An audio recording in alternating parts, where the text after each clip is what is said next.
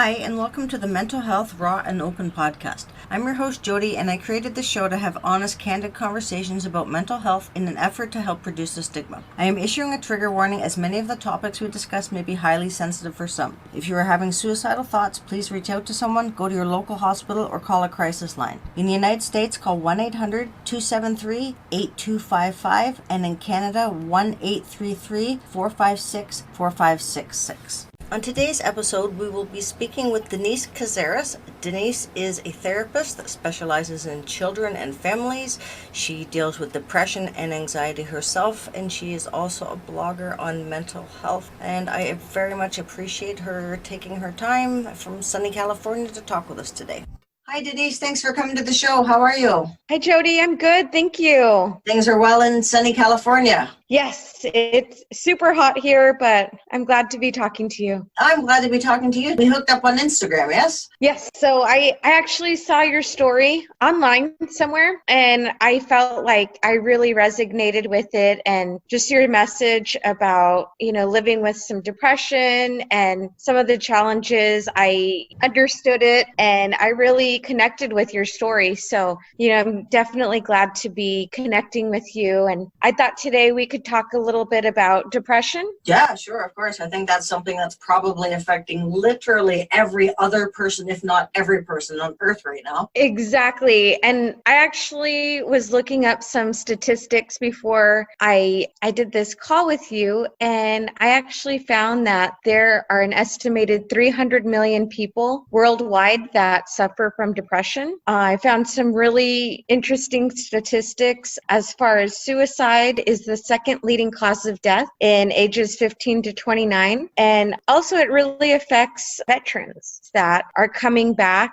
have a lot of trauma they're going through. And it actually can really cause a lot of the depressive symptoms. And so with that, we have about 18 to 21 veterans die per day from suicide. And, that is just astounding to me. It seems like the Vietnam War all over again, where you send these people to do horrific things that you couldn't even fathom. They need the support. It should be an automatic given. Mm-hmm. No question. I definitely agree. If we're going to send people out to war, we have to be able to support them. And part of it is supporting them with their mental health. And, with trauma, it's really important that they do get the help that they need and the support, and, that we don't just leave them with no support. And, sometimes with unresolved trauma or untreated depression, things can get worse. Oh, yeah. And so for me, it's just really important that we break the stigma of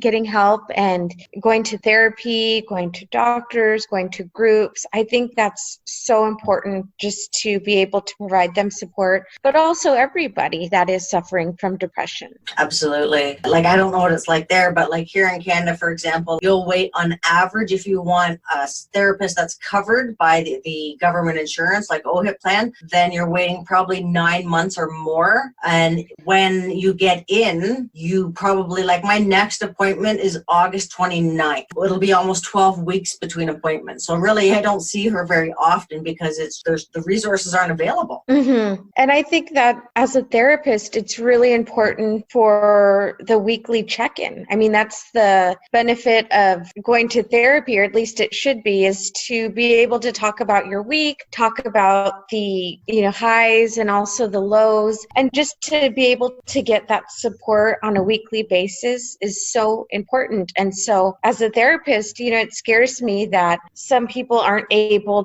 to go to therapy as often as they would like, as often as they want to go, or they, I don't think that those time frames are healthy. Not.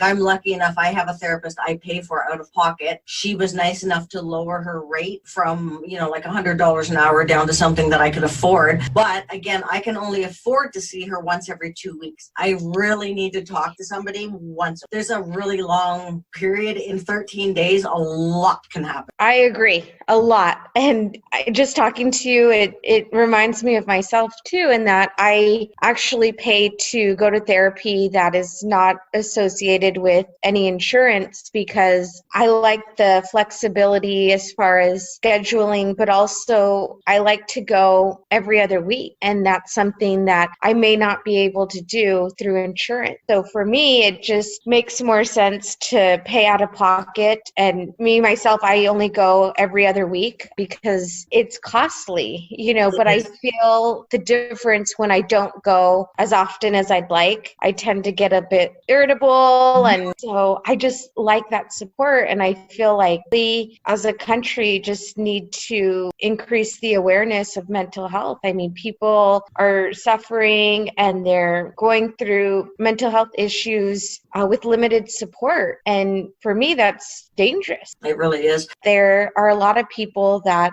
are going through some stressful situations. And so with that, I think it's really great. I think of the power of groups and just helping kids see that, there's other people that are going through similar events and, similar family dynamics, things like that. I think that would be so helpful. I was talking to a girl earlier about suicide and how it's such a touchy topic because everyone thinks they have to be an expert to deal with it. In fact, as a therapist, that the suicidal crisis time is 10 to 20 minutes. So there's lots of ways you can deal with the 10 to 20 minutes. And you know what? Just listening alone, personally, I have had, I don't know how many people contact me just to listen. And that's all I do. I validate their feelings and I keep them talking. Tell me more. Tell me why you're feeling this way. And when that 10 or 20 minutes is done, that crisis period is over. It doesn't mean that they don't have past suicidal thoughts, but it means they're not in danger anymore. Right. And I think when we say the word suicide, a lot of people are scared off about that word. But I think we really can't be afraid of the word suicide. What we have to do is problem solve and say, you know what, here's the issue at hand. How do we support that? And I think, like you were saying, those 20 minutes are so important. And those 20 minutes are torture. Anyone that's gone through those 20 minutes where they're just feeling like it's horrible, it's not a good feeling. You might feel alone or disappointed or stressed out or just like everything is kind of snowballing. And you're right. It's like we have to delay those thoughts and feelings for about 20 minutes. And after that, I think, like you said, the person can they may not feel 100%, but they don't feel like acting out on those thoughts. That's so important, just to have some kind of support, some kind of a phone call, a support system. Being an expert is obviously awesome, but you don't necessarily have to be one to listen. Right. So basically, when I have a client that's feeling suicidal, I often, ask them who they can stay with. So being alone can be really dangerous if you're feeling very down and suicidal, but just having that human connection and, if it's a family member or a friend or someone that you can just stay with and spend time with, it can really make a difference. Like you're saying, anyone can be a good friend. You don't have to be a therapist to listen and to be a great support. Absolutely. What is your background in therapy? Well, I actually used to work at a school district. Okay. So I work in special education department, and I thought I would go back to school and study psychology and therapy because I really loved working with kids. I loved working with teenagers and families and just bringing them together. And so I've actually worked at a few nonprofits over the past 10 years. In each one, we specialize in children and teenagers. And although we get occasional adults, most of the funding that we have is for children and teens. So it's so much needed there so that they don't become adults with mental health problems.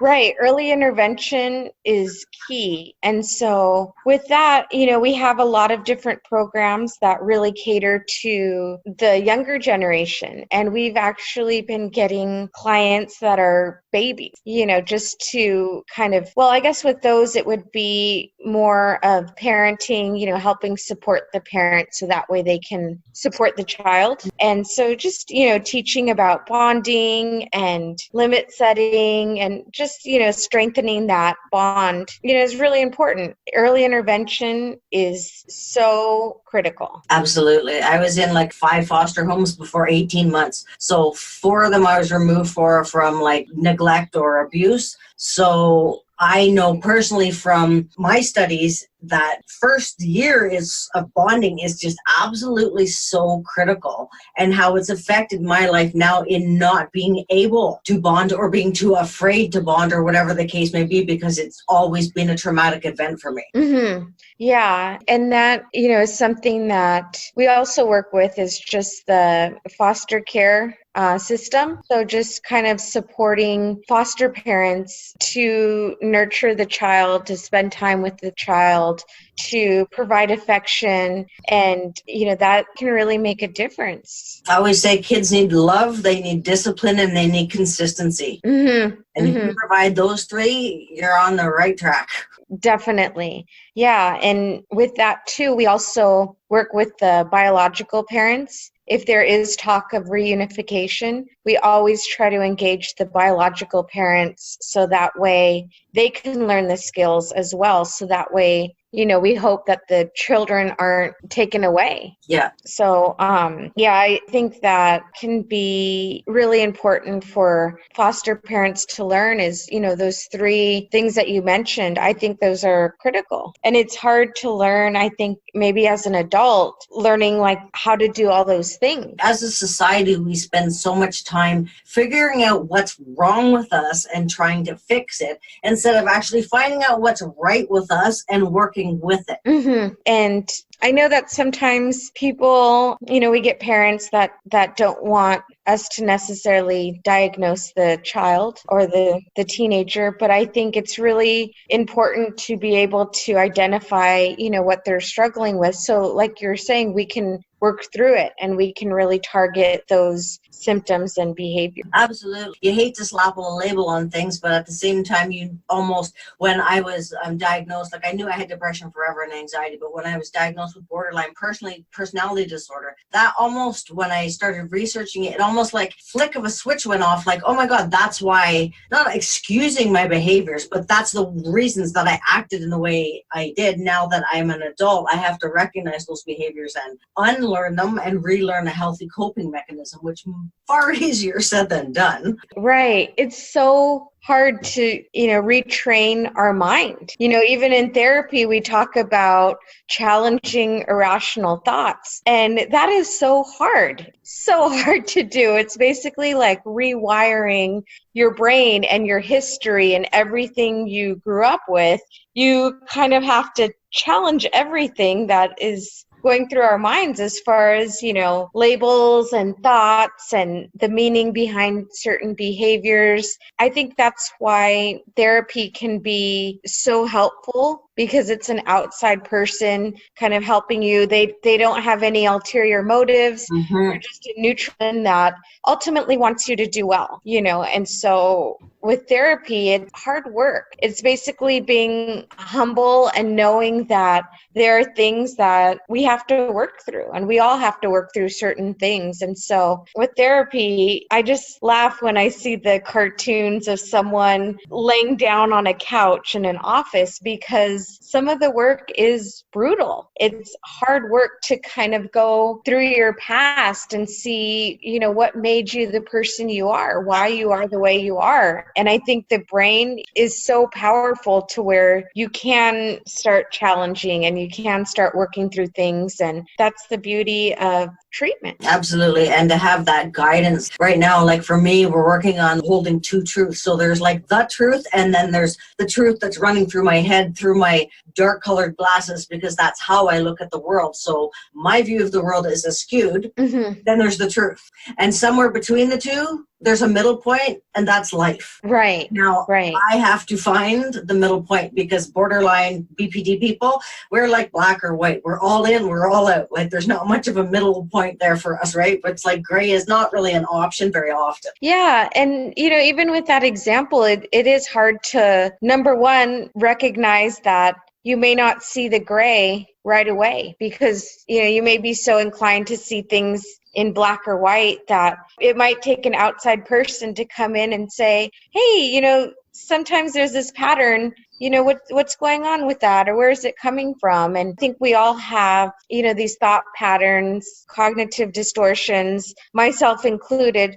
where we don't see things as accurately as are sometimes. Mm-hmm. And with depression or borderline, you're right. Sometimes there are glasses and you might see things a little differently than what they are. And the interpretations might be different too. It's almost like for a lot of people that I've spoken to, it's learning not to take everything that everybody says personally or internally, because most people with BPD are also empaths. So not only do we take on our own pain and struggle, if you're angry with us or if you're upset with us, it feels like lighting your skin on fire. Like it's just such a different level of emotional pain. Right. And, just going back to what you were saying, as far as the glasses, some I work with teenagers that are going through depression, and because of those glasses that are on their face, they may not see things as accurately. So with a lot of teens, they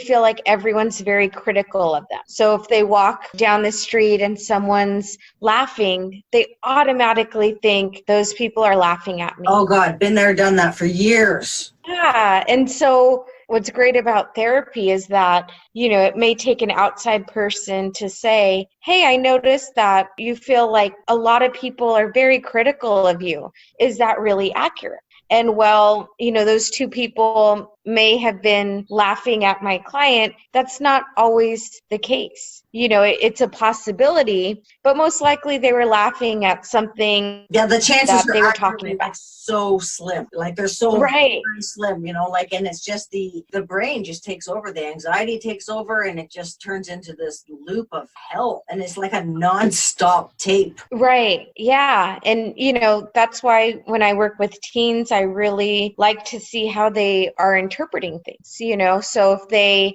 go for a job interview and they don't get the job, the first thing that they do is they personalize it. Oh, it's me. They didn't like me, or they didn't like an answer I said, when it could be something that's not even related. And so feel sometimes hypocritical because sometimes I personalize things. And so I'm asking for a teen to not personalize. Sometimes it's hard for everybody. That's human nature is to personalize, and we want to be accepted and treated with kindness. And so that's why it feels uncomfortable if we feel like we're being criticized or we're being judged. It can feel uncomfortable. It makes you question who you are. Then you blame yourself, like, oh, I'm not good enough at this, or I'm not smart enough for this. And then again, that just starts a whole nother negative tape that loops around. So now you have like 20 of them playing at the same time. And then the pressure builds up, right? So something's wrong at school, something's wrong at home, something's wrong, I don't know, with your boyfriend, whatever the case may be. And those issues together may all be small, but to them at 16, full of hormones and raging everything, it's not small. Right. And I like the vision of a snowball. So with thoughts, sometimes they can snowball. So initially it starts with one thought, like, no one likes me in my high school. Oh, my family, is always fighting. My mom and dad are always fighting. There's financial issues. No one likes me at my high school, so I don't like school in general.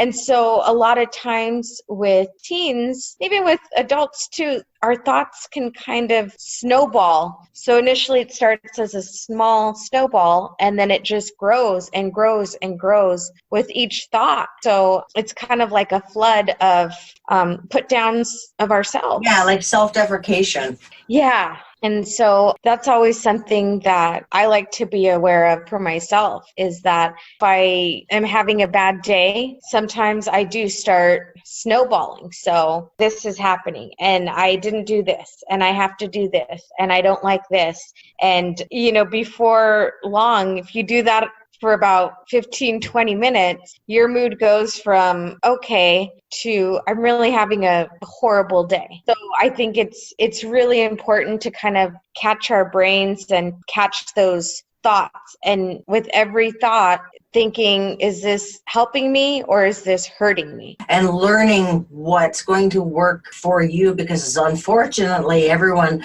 and fortunately, but everyone is just so individual with the words that they need to hear or the support that they need. And often you have to make yourself so vulnerable. If you do that and then you get burned once, you never want to do it again, because it's like a scorching fire. Why would you jump back into it, right? Right. And, that makes total sense. That's human nature, is one small incident or event where we have to be vulnerable can really backfire if we have a negative experience. I mean, it's something so simple as, I remember going on a job interview and it went really bad.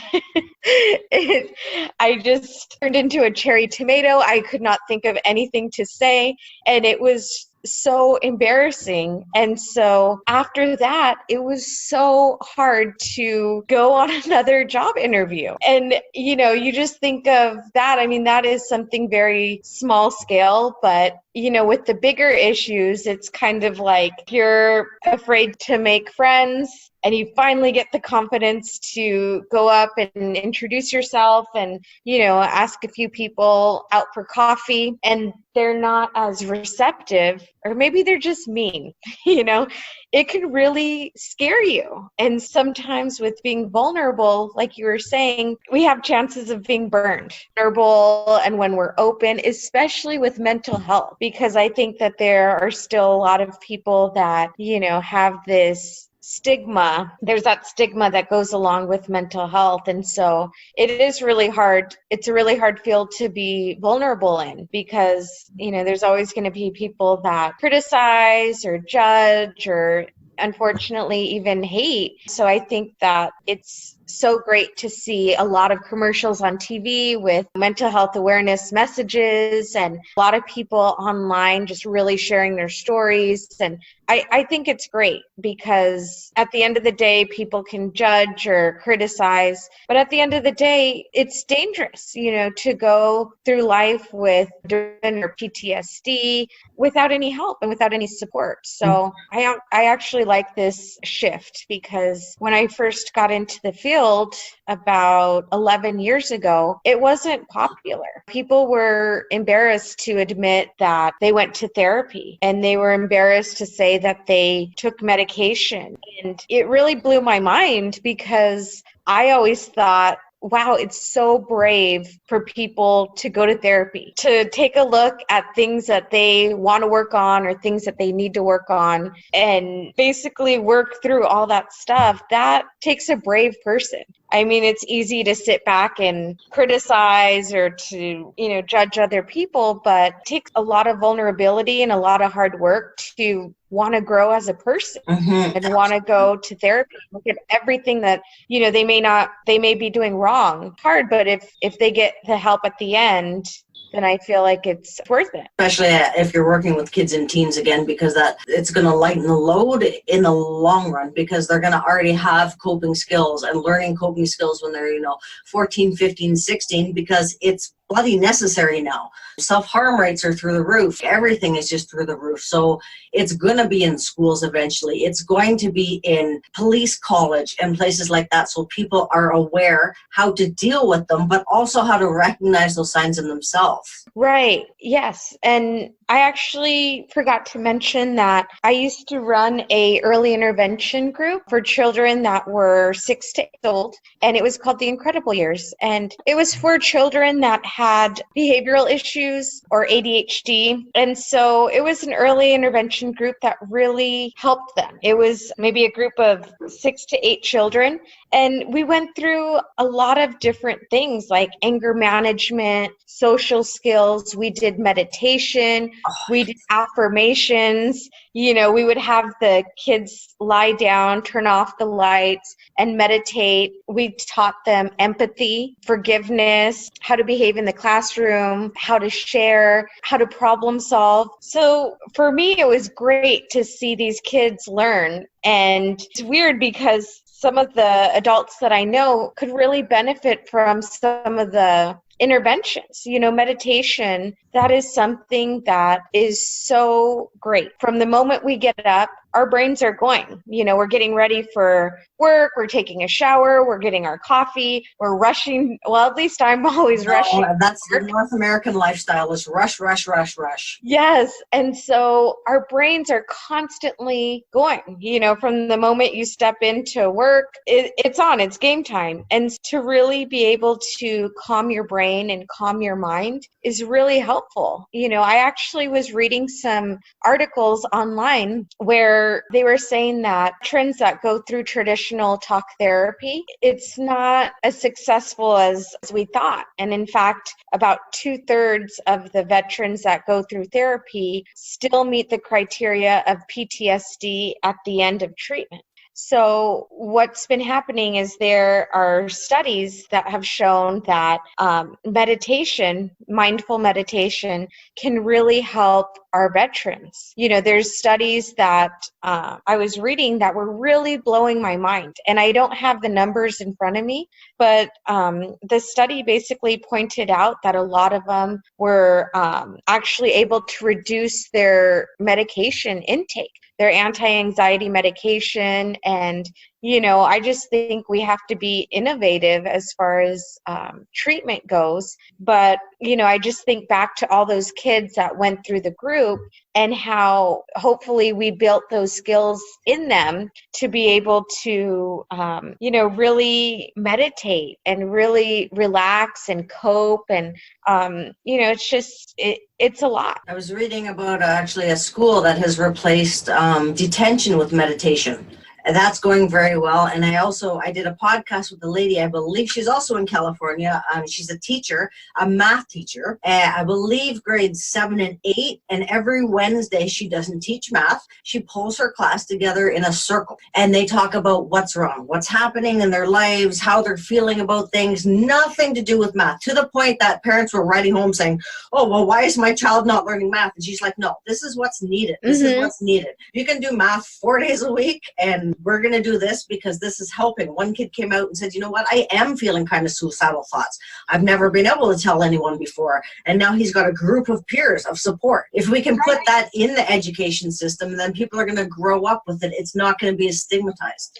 Right. And as a society, I think high IQs are valued, but also there's the emotional IQ aspect as well, where, it's important to learn how to empathize, how to listen to other people, how to support each other, how to recognize emotions in other people as well as, yourself. So I think, emotional IQ and just that support that teacher was doing is so important. And those kids, they are going to look back and remember those moments. They may not remember the math equations, but they're going to remember when, they sat in a group and just really supported each other. Exactly. And that also gives them the skills to take out of the classroom. So then if they have a friend, they're not in the complete dark of how to deal with it or how to listen or how to help them or what to suggest. Right. I'm in the process of writing a workbook, and I gave an example of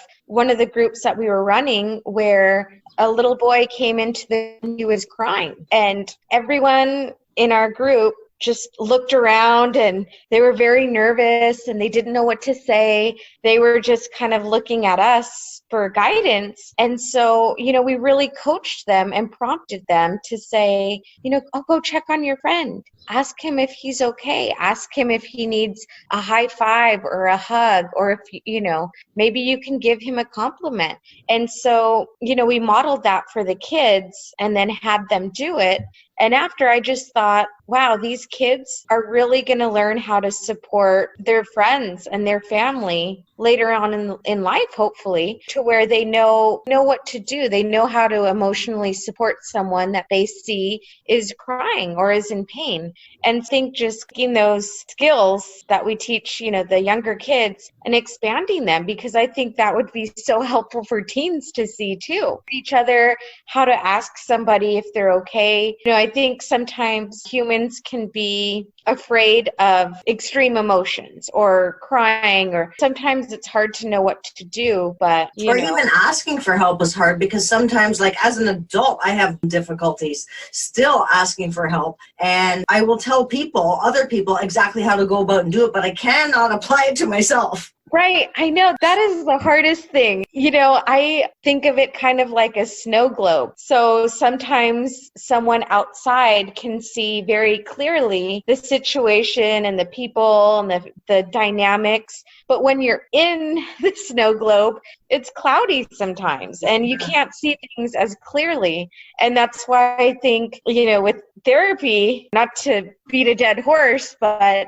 I think therapy is so important because it takes someone that's on the outside to say, hey, this is what's happening in this situation, or, you're seeing things differently than they are. I like that visual of the snow globe, because sometimes it is easier to give other people advice, but then to take it or to recognize it in ourselves, it's always hard, because we go through life based on our history and family and our friends and our education and our work experience and our interactions with other people. There's so many dynamics that influence our mood and our choices that sometimes it's nice to have an outsider say, hey, I think you should revisit or make a different decision, or whatever it may be. It's not about a therapist telling you exactly what to do, but it's about them guiding you to making better decisions that are going to be better for you in the long run. And also, I find like confidence is a huge thing. Once you find your quote safe space in therapy, like if I'm coming into therapy, I'm in a dark mood, my therapist will say, like, I see light in you. It's there. Just because you can't see it doesn't mean it's not there. Those kind of comments that coming from someone that's close to us, we can turn around and say, for some reason, we can twist it around and say, oh, that's bullshit. They're lying, blah, blah, blah, blah, whatever the case may be. When it comes from an outside party, especially an outside party that you've paid for, it's right. Like it's going to be the truth, because she has no other invested interest. He, she, whatever. Right. And it's a completely neutral person. And I think that's so true, is sometimes it's hard to have that confidence in ourselves. And it may take that outside person to say, hey, I see greatness in you. And you may not see it right now because you've been having a stressful week, or you might be sad, or things may have influenced you, but you still have value. It's important to recognize. It's so important to build up kids' esteem, because I think personally for myself, out of all the things to get back, that is just one that once it's kicked out of you, so very difficult to grasp it back.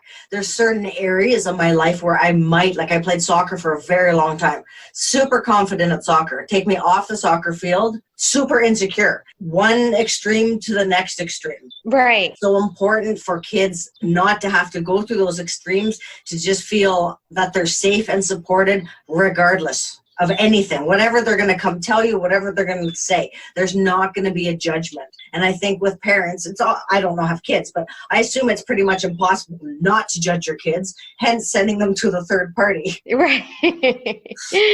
That's true. Yeah, I think it's something that I'm excited about for teachers and principals and, the school districts to really see the importance of teaching these life skills. Absolutely. There's only so many essays you can write, so many book reports and Shakespeare plays that you can read that are going to get you through life. We need to actually put some things in the education system that are part of life. And reading Shakespeare is great, but you don't need to read every play or an essay about everyone. Get the general idea. If you're going into it, you go into university and you go into English. That's your story. But in the meantime, time, it would be nice to come out of school with some coping mechanisms so you didn't go into university and have a nervous breakdown. Right. And, one of the things that we used to have the kids do is we used to have them draw a shield. And so the thought process behind that is that, when they hear a put down from another person, like a mean comment that really hurts them, it bounces off of them. When they hear something nice, like, oh, you're a great friend, or, anything that's very kind, they allow it inside of them. So I really liked that because I think,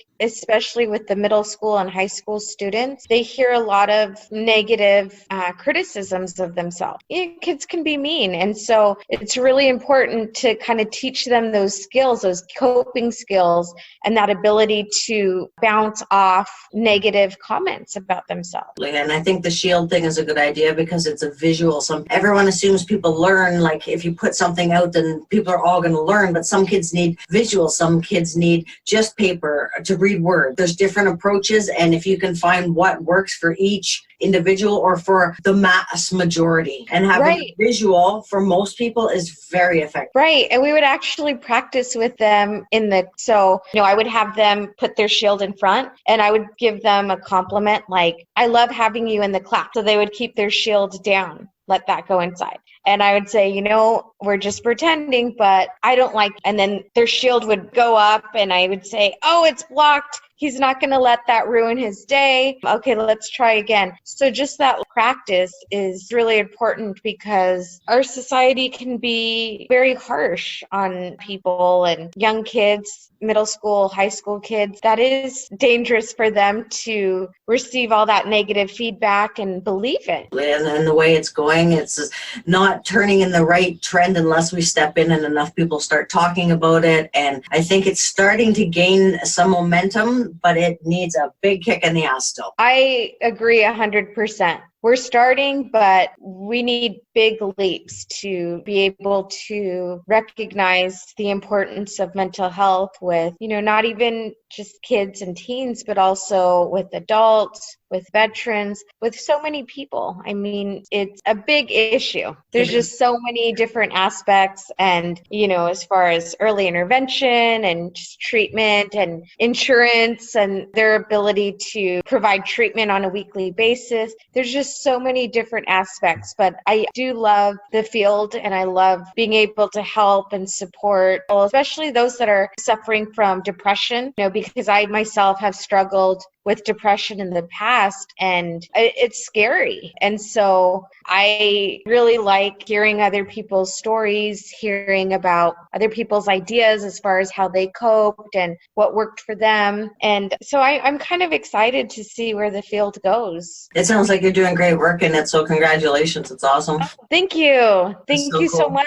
We're going to wrap this up, but I'm hoping maybe we can do this again. Yeah, of course. Have another conversation about how things are going in a couple of months and catch up a little bit and see where things have gone, if we've actually had any improvements in the society or not. Yeah, no, I would love that. Yeah, today I was a little unsure. I've actually done a podcast, so I wasn't really sure what to expect. But yes, I definitely like to touch base again, and then we can chat like this. And then once I'm done with my workbook, I'll send you a copy. Yeah, I'd love that. That'd be great. I'm being published myself in 2 books this year in the anthology books. So I'm kind of at the end of the year. So they gave us like a chapter. So I've written 2 separate chapters for each book and I'm just like kind of waiting. I'm not very patient. I'm in Aries. We like things to get done. But at the end of the year, they're supposed to kind of come out around there, beginning of next year. So I'm kind of waiting in angst for that because once I see it on paper, like I'm published in other places online and whatever else. But once it's in a book to me, then it's real. Do you know what I'm saying? So then it seems like, oh yeah, like I can actually say like I'm an author. Yeah, no, that's awesome. I look forward to reading. I know you're a great writer too. Thank you. I saw your article online somewhere and I just thought, wow, she can explain things so nicely. I have about 100 on my blog now, and I think I've touched on like so many different subjects like BPD, suicide, depression, anxiety, persistent depressive disorder, like everything that I have that I can try and explain in a way that everyone can understand, whether you have it or you don't. Yeah, I completely understood when I was reading your story. It was just so touching and so vulnerable, and I really admired that. I just thought, wow, this is so great to read. And I just thought of like all the people that maybe are going through a hard time and they might feel alone. To be able to read your story is just really great and really inspiring, and it makes things feel less lonely. Thank you. I get that's the story that was published in the Mighty, which is actually the girl that I talked to this morning. She works for the Mighty, so we had a good discussion about that. But that article itself has got well over 500,000 hits on Google, which is again terrifyingly sad that that many people are looking up ways to die. But the fact that they found my letter and perhaps that gave them that little bit of encouragement, those little messages that I get that even help me through my day, like, oh, you helped save my life, or you helped me get through this crisis, or whatever the case may be. I understood your words. I felt heard. Those kind of things, they help me as well. So I can be having a shitty day and all of a sudden I get a nice message like that in my inbox. And it's like, oh, well, your life's not as shitty as you think, because look, you just helped somebody by not really doing anything, right? You just made yourself vulnerable and available, and that's helped so many people. Yeah, definitely. I know. And I just think of all the people that may have been helped by your story, but not necessarily reached out, because I was even hesitant to reach out. I was thinking she might think I'm weird. I really, just wanted to reach out and just say that I really liked your story. Thank you. Well, I'm glad you did, because it's nice to have another connection and another place to stay when I hit California. Yeah, definitely. Let me know, and let me know about the 2 books. I want to read your chapter. And we'll catch up in a little bit and talk about that workbook, and I'd love to see that too. I have a friend who's working with the school systems in Virginia as well. So eventually having your workbook linked up with her book would probably make some sort of sense. So maybe further down the line, we'll all hook up and have a meeting. Yeah, that would be great. And I'd love to join your podcast anytime. So just let me know and I'll save the date. Awesome. That sounds great. I'll send you another calendar as soon as I get this one out and published. Okay, sounds good. Thank you so much for your time. Take care, honey. Have a good night. You too. Okay, bye-bye. Well, as we wrap up the show, I would like to give a special thanks to our guest, Denise Cazares, for sharing her time and her story with us. If you enjoyed today's show, please make sure to subscribe to the podcast so you never miss another episode. If you have any comments or questions or wish to be a guest on the show, you can message me at OneLastKick71 on Twitter, JodyBBEE on Facebook, or through my website, jodybetty.com. Links can be found on the podcast website. Thank you again for spending your time with us. Hopefully we can help to eliminate or at least reduce the stigma around mental health. Until next time, take care and be well.